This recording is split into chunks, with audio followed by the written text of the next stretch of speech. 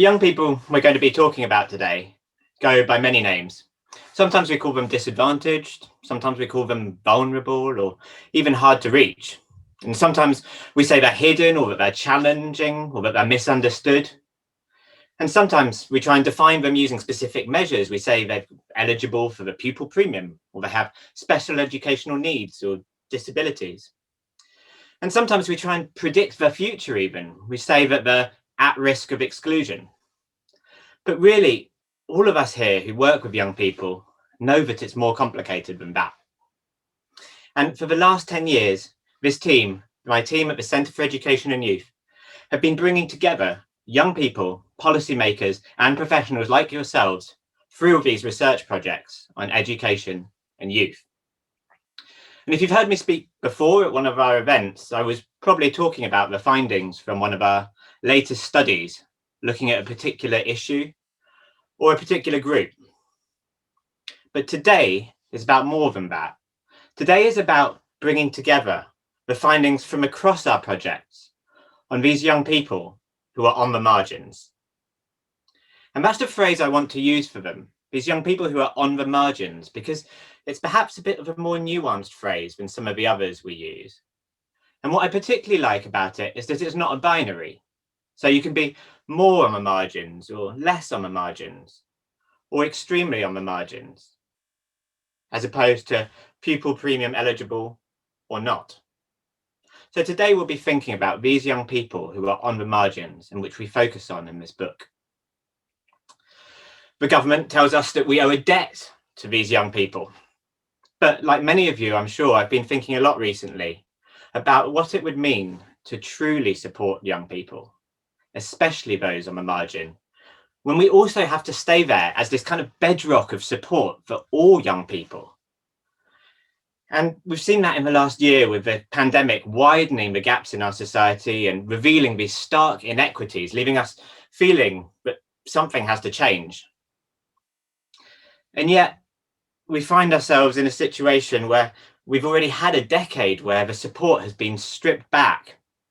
And that leaves us thinking, how do we build a system that does ensure that all children and young people are able to make a fulfilling transition to adulthood? And that's the question that this book takes on. And it's a book of suggested ways forwards, but more than anything else, it's also this tour of a landscape that will be familiar to many of you. And as we go, you'll see, as Mary said, that we keep shifting our perspective, looking at the individuals and looking at the whole.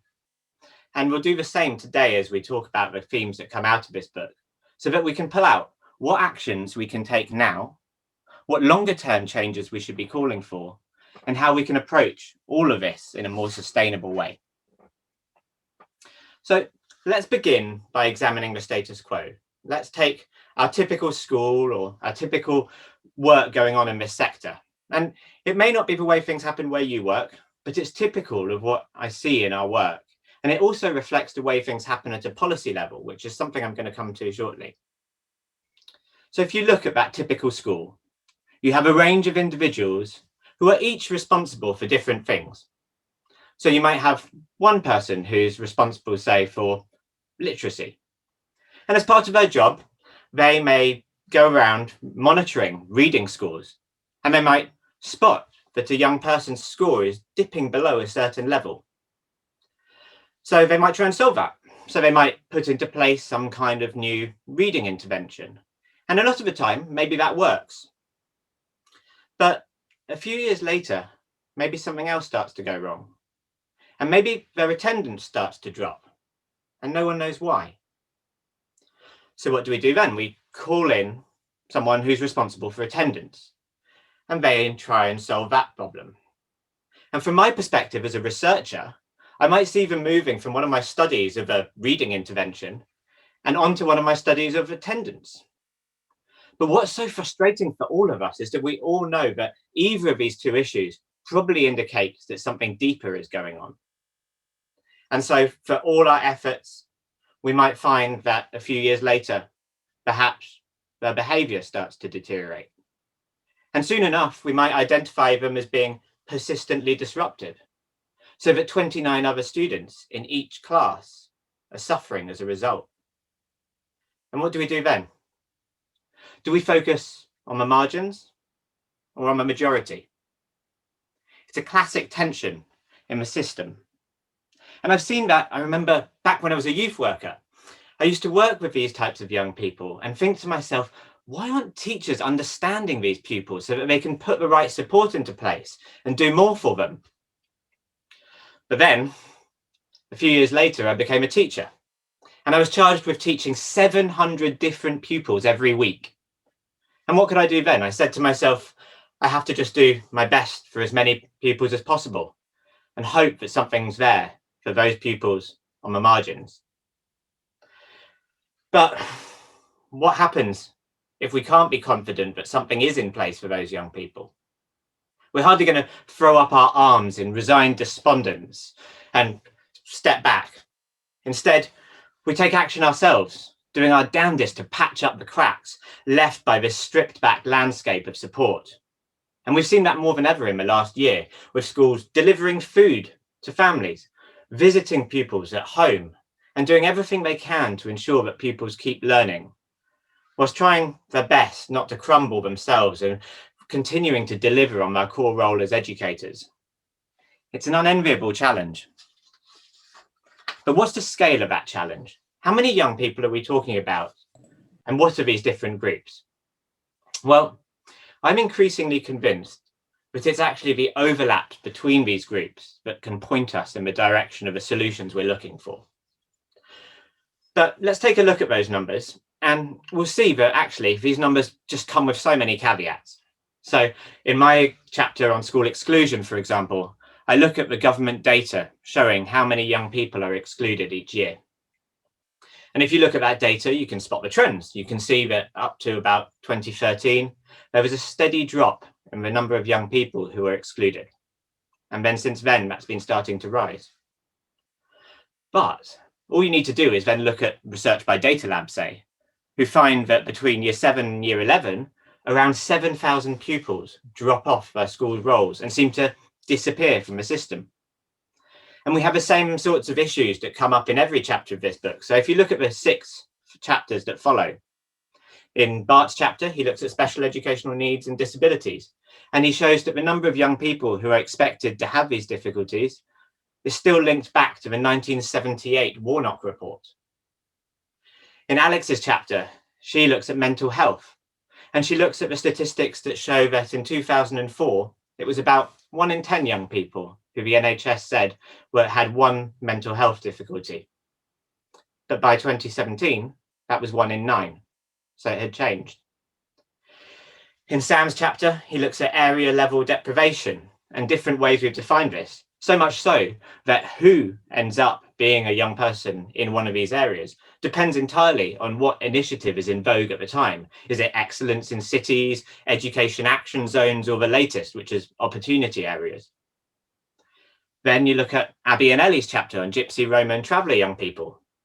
And we see there that state-sanctioned discrimination and systemic racism leads to many families feeling uncomfortable admitting or declaring their ethnicity, which leads to huge underestimates of the size of that population. Will looks at young people who come into contact with social services, and he shows that in the most disadvantaged areas, 10 times more young people are in care or on child protection plans compared to in the most advantaged areas. And finally, Kate talks about young homeless people, and she shows that all the young people who are forced to sofa surf are not even counted in the official statistics. And Mary mentioned one of them who we'll return to later, Jerome, shortly. But as I said, the deeper truth, I think, actually lies in the overlaps. And so let's just zoom in on one of those. And what I've noticed, and what we all noticed as we wrote this book, was that on almost every page of it, we found ourselves referring to child poverty. And as practitioners, we spend a lot of time mitigating the effects of child poverty. Yet if we just look at the most extreme form of poverty, the Joseph Rowntree Foundation estimate that 500,000 young people are destitute, which means that they're missing to at least one of the basic essentials like food, clothing, or toiletries. Yet the chief executive of the Child Poverty Action Group tells us but poverty is policy responsive. So much so that in the past, our success in tackling this issue in the UK has formed a model for the strategies pursued by other countries. So we can see that there is clearly action that needs to be taken at a policy level here, but there are also steps that can be taken on the ground, which I'll turn to shortly. But first, let's soar upwards and look at this whole landscape from the perspective of policymakers and see how they tend to approach these issues. And what we see is that that approach has clear parallels with that problem-driven and hyper-responsive approach which I described in schools. So what we tend to see is that policymakers look at that data, that large-scale data, and they might spot those young people whose reading scores we came across in schools that fall below a certain level. And they might say that there are this many thousands or tens of thousands or hundreds of thousands of young people with reading scores below a certain level. So they compound these young people together and they say, right, we need a policy to tackle poor literacy. And so perhaps they launch a series of reading excellence hubs across the country, or some other move that is designed to patch up one crack in the surface of the system. And yet, at the same time, somewhere else in the system, they might do something that goes in another direction, like in 2017, when a 2-child limit was imposed on child benefit, something which the Child Poverty Action Group estimates affects 1 million families. And something like that piles on the pressure on those families, only for that to surface as something like poor attendance or poor behaviour, which is then a new problem for schools and youth workers and the charities we work with to solve. If you look at the last year, we've talked a lot about the digital divide and the need to race to get laptops out to more families. But as Seb Shaplow pointed out on a recent CfEY podcast, the digital divide only exists because of poverty. And we won't solve a problem like that properly until we actually start to tackle poverty. So what can we do now? What can we do now with what we've got that's strategic and that's sustainable? Well, there are 4 themes that run through this book like a golden thread and which I think point us towards the answers we need.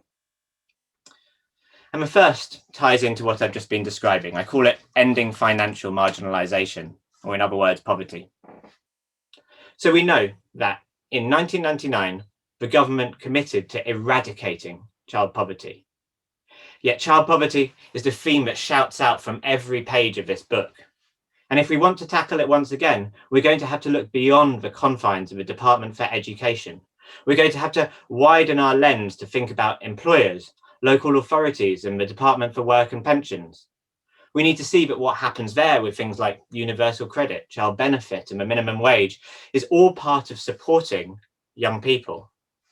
And in turn, has repercussions for schools and teachers.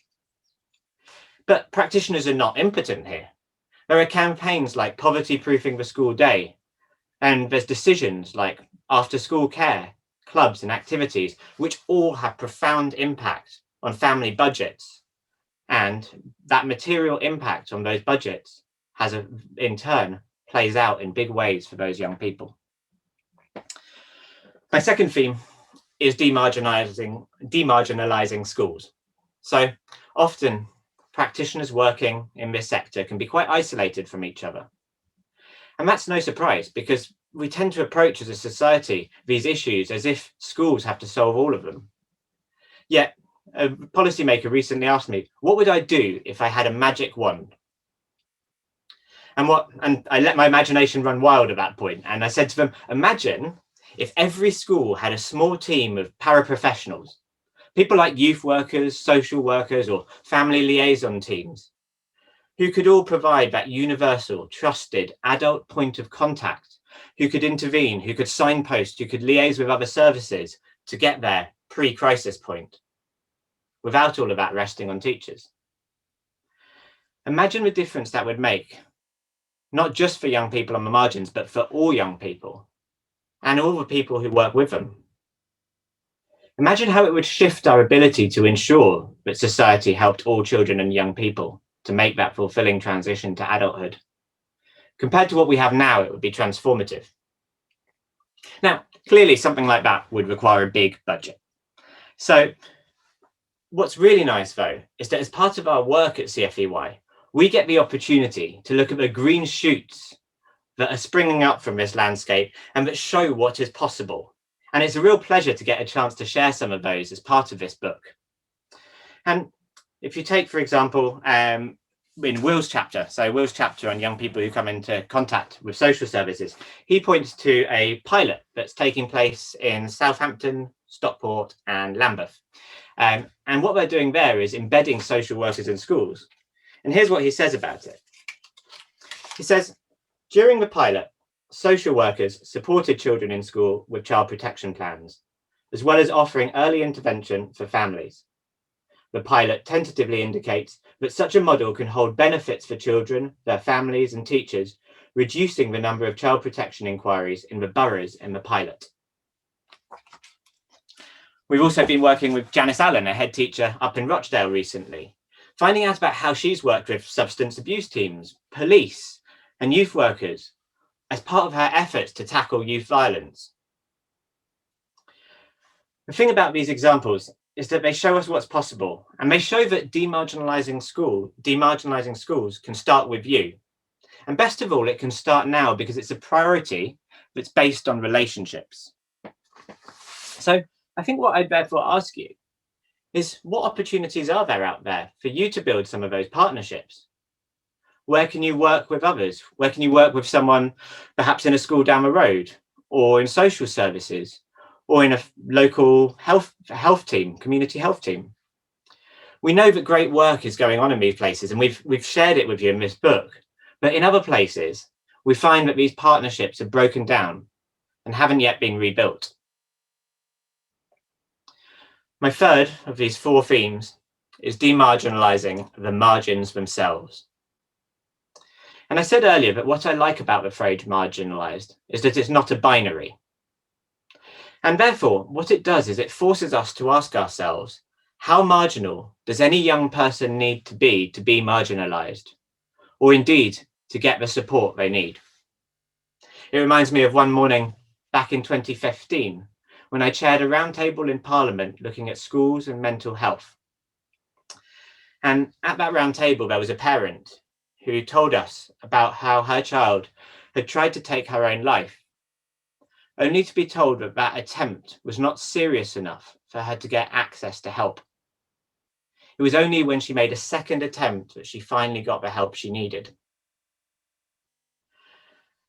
Reminds me similarly of lots of head teachers who shared with me examples of how they and their governors have had to collude with parents in order to exclude a child, because it was the only way they could find of getting access to the support they needed. Fundamentally, if we want to help young people to bounce back, we can't wait or indeed push them further to the margins before they get the help they need. It's madness. But as a team doing this research and having been practitioners before, it's forced us to feel that we need to go out and ask policymakers and advocate for changes, like perhaps helping schools to access a preventing exclusion grant that they can get without having to exclude a child, so they can get that support into place first. But what can we do now? What can we do in the meantime while we wait for things like that? Well, who knows whether it will work yet, but that round table we held was part of a project CfEY delivered with the charity Minds Ahead. And what they've been doing is that they've been trying out a school mental health specialist program, which they've been delivering at master's level in association with Leeds Beckett University. And we can't expect schools to pick up the pieces in a broken system, but things like that perhaps show that without trying to be the health service, we can at least do something to reduce the thresholds for need and intervene earlier, so that young people don't have to hit the extremes of the margins before they get access to help. My fourth and final theme, it comes from a recognition that being on the margins isn't necessarily the same as being marginalised. And if you end up reading the book, like Mary said, you'll meet all of these different young people we've met, some of them Gypsy, Roma and Traveller young people, some of them homeless young people, some of them young people who are in contact with social services. But as Mary said, time and again, what comes through as a theme is that they wish that people had known a bit more about their story. Mary mentioned Jerome, and he was this young carer for both of his grandparents. And when they passed away, a relative sold the home, leaving him homeless whilst trying to sit his A-levels. But what he said was that he wished that people had just known that he was a young carer. His overwhelming sense was that he had ended up invisible in schools. Yet that's such an easy thing to happen when we're charged with teaching a whole class or many classes. It can feel like getting to know everyone is overwhelming or impossible. But that reminds me of one of my favourite examples from back in one of my first ever research projects when I was tutoring at Canterbury Christ Church University. And I met a teacher who told me about how, after a term with any new class, she used to try and write down every pupil's name from memory. She'd then take that and compare it with her register, picking out any pupil whose name she'd missed. She'd then take those names and write them on the inside of her cupboard, so that every time she went there, she was reminded to find out that bit more about that young person. Sometimes we work so hard on the issues that it's really easy to lose sight of a young person themselves. Yet the years of research that went into this book have left me wondering whether sometimes young people on the margins are only really marginalised when they're on their own. I really hope that this book leads you to ask many of your own questions like that, whilst encouraging you to take action on our priorities. Ultimately, it's a book that can help us ensure that society helps all children and young people to make a fulfilling transition to adulthood.